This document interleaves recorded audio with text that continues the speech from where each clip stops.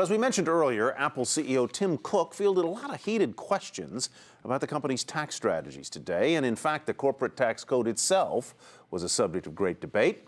Our next guest is here to shed light on what he says are big loopholes at Apple and at tech companies in general. David Kocieniewski is a business reporter at the New York Times. He's won Pulitzer Prizes for his coverage of Apple and for a series on corporate tax havens. David, welcome. Good to have you with us. Thanks for having me. You know, Mr. Cook today said, quote, Apple pays all the taxes we owe, every single dollar. Have they? I think they have. I think the question here is not a question of legality, but a question of pushing the envelope. And that's when, if you looked at the hearings, there's a lot of discussions about when is a company a shell company, when is it a real company, when is money that's held in U.S. banks by Apple affiliates considered offshore income.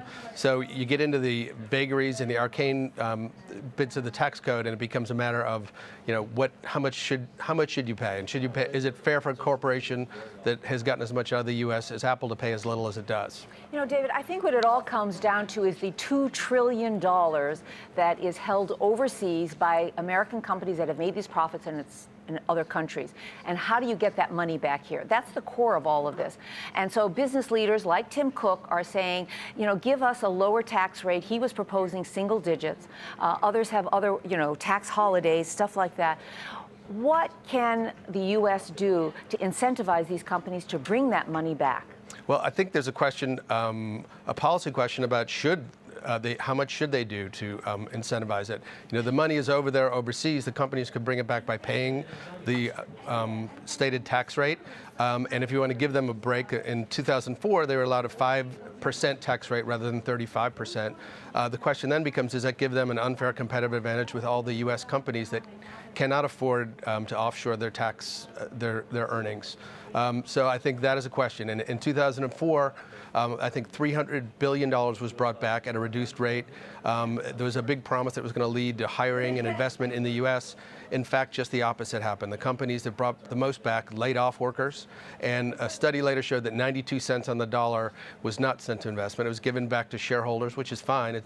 But if the inducement to doing it is that it's some sort of stimulus, there's a question: why should taxpayers give a break to these shareholders? You're of the point of view, it would seem from your first answer, that Apple did in fact pay what it owed, but took advantage of gaps in both Irish and American tax law. If Apple was living up to the letter of those laws and availing itself of the letter of the law, on the other hand, did it live up to the spirit of the law, in your view? Well, I think that's the question. And what the report pointed out was that Apple's, by having these entities offshore that are, you know, technically in limbo, they're stateless companies that Apple says do not owe taxes to any country, even though they're incorporated in Ireland. They have part ownership in the British Virgin Islands. All the decision making is done in the U.S., but they say this is stateless, so we don't owe any taxes. I think, you know, the common sense sniff test says, is that right? And the report said that all the very highly sophisticated techniques that Apple used made it save the company $10 billion a year in taxes in the U.S. and elsewhere. All right, David, thank you very much. David Kocieniewski of the New York Times.